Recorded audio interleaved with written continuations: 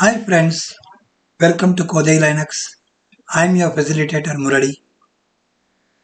Our novice Linux learner just wonders about couple of things. One thing is that we have understood about redirecting the input and output streams already. But what if errors are generated by a command and we want to write those errors to a file? Secondly, what if I want to store output of a command to a variable? Or what if I want a command's output to be displayed as a part of a message being displayed? Just then, shell takes the form of a genie and appears before our novice Linux learner. Alambana, you thought of me and I came. I can read the doubts that are going on in your mind. I'll explain you. Just like how I provide the facility of redirecting input and output, I do take care of error redirection also.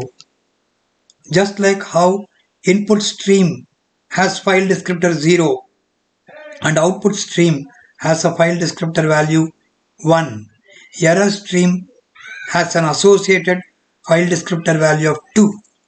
Hence, the operator for redirecting error is the numerical 2 followed by the greater than symbol.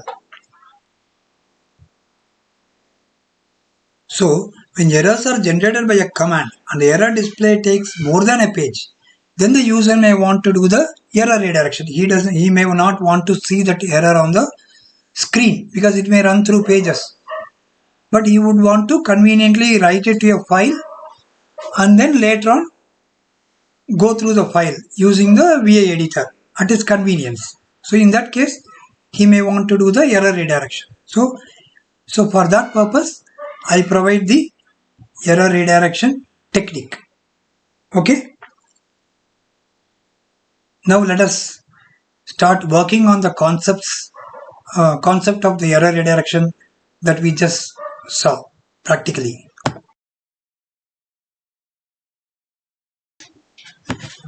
Let us understand how do we do the error redirection. So where am I? I am in my C blocks, which is under my home directory. Long listing. Okay. So I am issuing a command cat area.c. I want to have a look at the contents of area.c. But now I have made a mistake, right? Like C I have typed capital. So it should be all lowercase, right? So that's why it has generated an error. So I don't want to see the error on the screen. So I want to redirect. I want to do the error redirection. So what is the error redirection operator? 2 greater than, right? So the numerical 2 followed by the greater than symbol, then cat.err. So I am doing the error redirection to a file called cat.err. So whatever error earlier it was generated on the screen, whatever error it was displaying on the screen, now it has redirected to the file cat.err. Have a look at this cat.err. That error message would have been returned to the cat.err. So whatever error message was earlier displayed on the console, displayed on the screen, now it has been returned to the file cat.err. So this is the error redirection. So the file descriptor for standard error file is 2 and hence the error redirection operator is 2 greater than. So this is one of the meta characters of shell. Shell has got a set of meta characters, right? So meta characters are those characters which are specially treated by shell, which have got special meaning to shell. Okay, so you have all the redirection operators are all meta characters like greater than, less than, double greater than, 2 greater than, all these things. So this is overall, this is writing to the file. But what if we want to append to the file? Let us suppose that this cat.err has already got an error message, but I am executing another command, and if at all any errors are there, then I want to append those errors to this already existing cat.err. So how do I do that? So cat okay, my new file. Then 2 double greater than cat.err. So 2 followed by double greater than, what it will do? It will do the error redirection, but while doing the error redirection, it will append to the already existing contents of the file. Okay, now have a look at the cat.err. So to the previous contents of the file, the error generated due to executing this command just now executed, that has been appended. So that is the appending while doing the error redirection, that is 2 double greater than operator. So there are 2 operators with regard to error redirection. Okay, doing the error redirection, while doing the error redirection, overwriting or writing to the file. And the other one, 2 double greater than, that is while doing the error redirection, appending to the already existing contents of the file. If the file already doesn't exist, it will just write to it. But if the file already exists and has got some contents, it will append to the already existing contents of the file. So this is about the error redirection.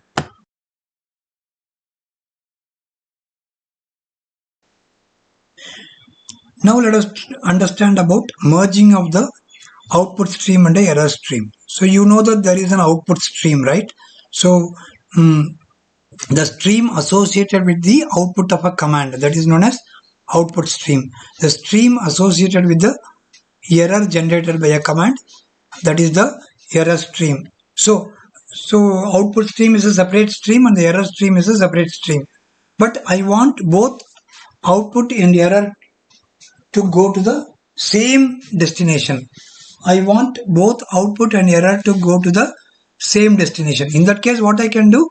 We can do something known as merging of the 2 streams. That is the output stream and the error stream. That is what we are going to see. So we can do this merging with the help of output and error stream merging operator ampersand. There is an operator called as stream merging operator. Using the stream merging operator, we can merge the output stream and the error stream. Okay. So the syntax is something like this. For example, I want to execute ls-capital or dot. That is under the current directory. Recursively, I want to list all the files. And okay, that ls, whatever output it generates, I want to write to the ls.outerror. And if any errors are generated, that also I want to send to the same file. So how do I indicate that? I indicate that by mentioning 2 greater than ampersand 1. 2 greater than means what? Error redirection. 1 means what? Output stream. So error redirection also should happen to the same output stream. Ampersand is the merging operator. So by this we are telling that, okay, wherever output stream is destined to whichever file, to the same file even the error redirection should happen. So that is what is the meaning of the this thing. What is it? The stream merging operator. This is what is meant by merging of the output stream and the error stream. Okay, so let us work on this concept practically.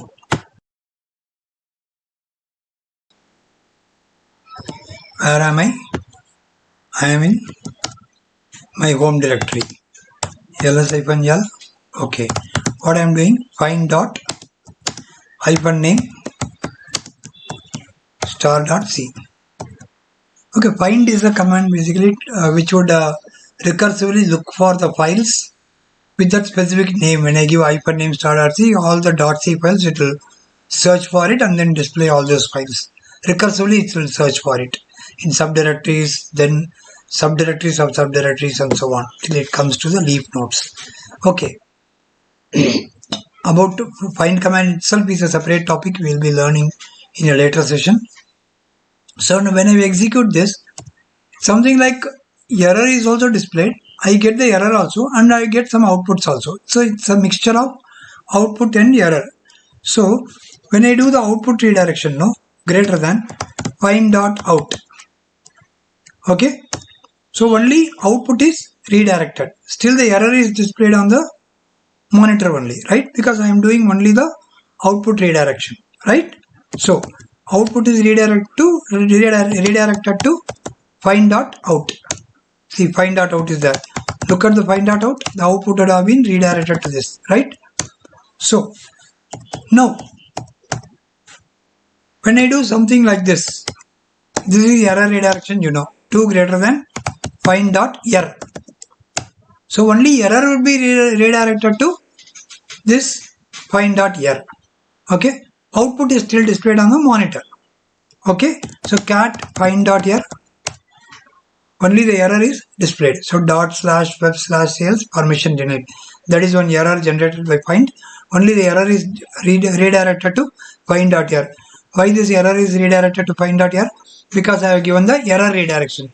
So whatever is supposed to go to the error stream, okay, so redirect that error stream to this particular file, find.err. So 2 greater than means what? 2 means file descriptor of the error stream. Greater than 2 greater than means, that is 2 followed by greater than means do the error redirection to this file, find.err. What if I want to do both output redirection as well as error redirection to the same file? The destination I want to be same. So I want to tell that wherever output goes, error also should go to the same file. How do I do that? Find.name star.c. Okay, so I am doing output redirection greater than find.out_err. Let me name it as find.outer. 2 greater than &1. So what is the meaning of this? Wherever my output redirection is happening, to whichever file my output redirection is happening, so the error redirection also should happen to the same file. So greater than find.outer. This means what? So if there are any output, if there is any output generated by this find command, okay, that output should go to find.outer. What is the meaning of 2 greater than &1? What is the meaning of 2 greater than? 2 greater than means error redirection. &1. Ampersand is what? Stream merging operator. So wherever my output is going, wherever my output stream is going, that is 1. 1 means output stream. 2 greater than error redirection also should happen to the same destination. That is the meaning of telling 2 greater than &1. So this is merging of the output and error streams. So by this I am telling that, okay, both output as well as error should go to the same file. Okay, so let me press enter. Okay, now look at the contents of find.outer. It has got the error as well as output, meaning it both output as well as error redirection has happened to the same destination file, that is find.outer. I believe you would have understood the concept of merging of the output and error streams. Okay. Now the Cheri says, Alambana. Now let us try to understand about yet another very important concept of Linux shell. Yet another important technique provided by Linux shell, that is command substitution. So what is this command substitution? So when we want to execute a command and assign the output of the command to a variable, then the shell provides a technique called as command substitution, using which you can do this. Or when we want to execute a command as a part of a message and you want the command's output to be displayed as a part of the message, then also you can do command substitution. So for this purpose, shell provides a special character called as backtick, a pair of backtick characters. Okay, so backtick characters is available on any keyboard. Backtick character is available just below the escape key. So backtick shares the key with the tilde. With the shift, it would be tilde. Without shift, without pressing the shift key, it would be backtick.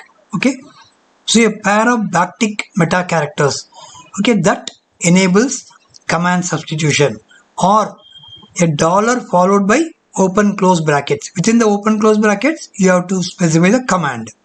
Then also it would be treated as command substitution. So either if you specify the command within the backtick, or you specify the command within a pair of brackets prefixed with dollar symbol, then shell understands that it is a command substitution.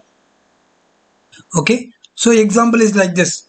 Like, let us suppose I want to display a message like today's date is, okay, after the string message today's date is, I want to display the system date. But how do we get the system date? The date command. The date command would get us the system date. So I want to execute the date command as a part of the message. Then what I do? I cannot just give today's date is date. Then it will display today's date is date. I want to tell that the date is a command. How I make shell understand that the date is a command? So dollar bracket date. So that way the shell will understand that the date is a command. So what it will do? First it will execute the command date. Whatever is given within dollar bracket, it will execute that. And it will place that command's output as a part of the message. And then it will give the control to the echo command. And the echo command would promptly display the resulted message. Okay.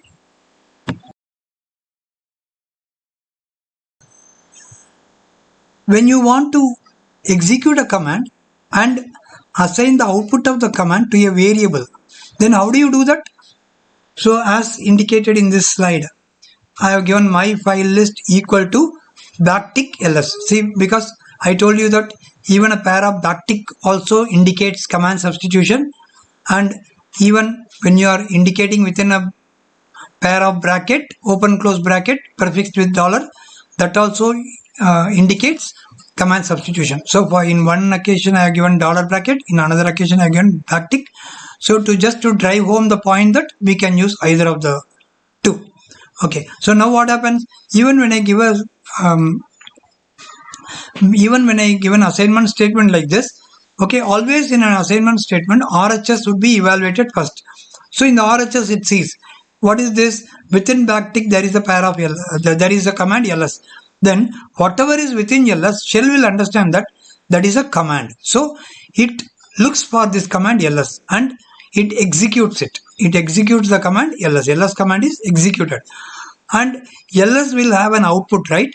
So what shell will do means, okay, it will assign that output to this variable my file list. So ultimately this variable my file list will have that value, the output of the ls command. Normally when I type ls and press enter in the command line on the dollar prompt, what happens? Ls output will be displayed on the monitor. But in this case, shell knows that there is a variable waiting at the LHS to get assigned the output of the command. So what it will do? It will promptly assign the output of the ls command to the variable my file list. Okay. So I believe you would have understood it. Okay. Okay. Come on, learner. Let us work on this aspect of the command substitution on the dollar prompt. Let us work with the command substitution. Echo, I want to display a message like this. Today's date is the date. I want to execute the date command as a part of the message. So what I do? Within dollar bracket, I specify the command date. I specify this date. So when shell parses this command line, it first looks for any meta characters. So dollar bracket is a meta character. What is this meta character called as? This is called as command substitution meta character. So it knows that whatever is within the pair of brackets prefixed with the dollar symbol, that is a command. So it understands that this date is a command. So it looks for the date command and executes it. And what it does? It promptly places the output of the date command as a part of the message. Okay. Then it gives control to the shell gives the control to the echo command. Echo command, what it does? It just promptly displays the message. But well before echo displays the message, what would have happened? The date command's output would have been placed as a part of the message. So hence, as a result, when you press enter, what happens? Today's date is date commands output. So if you want to still customize it, yeah, you can do it. Like today's date is, okay, dollar bracket date plus percentage D. Today's date is, okay, 9/2/2021, 9/2/21. Okay, so plus percentage capital D, what it will do? It will display the date in the format MMDD YY, that is month, date, year, right? Okay, so this one instance we have seen, like when we want to execute a command as a part of a message, how do we use the command substitution? So now next, let us see another thing. Like I want a command's output to be assigned to a variable. So like something like my OS. I'm defining a variable called my OS equal to, okay, backtick uname backtick. So I told you that even the backtick refers to a pair of backtick that refers to the command substitution meta character, right? So when I specify uname within the pair of backtick, the shell understands that uname is a command and it has to be executed. So it executes the uname command, and the uname command generates an output. That output is assigned to the variable my OS. Okay. Okay. Now let us press enter. Echo dollar my OS. That is Linux. So uname executes. When you execute uname, what is the output of it? Linux. So that would be the output of uname Linux. That output generated is Linux. That is assigned to the variable my OS. So ultimately, the variable my OS, what does it contain?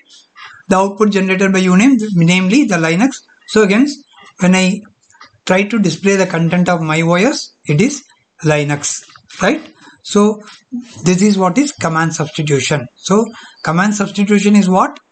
When you want a command to be executed as a part of a message, and you want shell to be, when you are specifying a command as a part of a message, you want shell to understand that it is a command. How do you make shell understand that it is a command? By specifying the command within the command substitution meta character, either dollar bracket dollar followed by a pair of bracket. Within that you can give the command, or within a pair of backtick you can give the command. That way you make the shell understand that it's a command. Okay, so this is the concept of command substitution. So I believe you would have understood this. With this, we have come to the conclusion of the current session. Like the video, share it. Yet to subscribe for getting updates, subscribe. Yet to click on bell icon for getting notifications, click on the bell icon. Thank you. See you in the next class. Take care. Bye bye.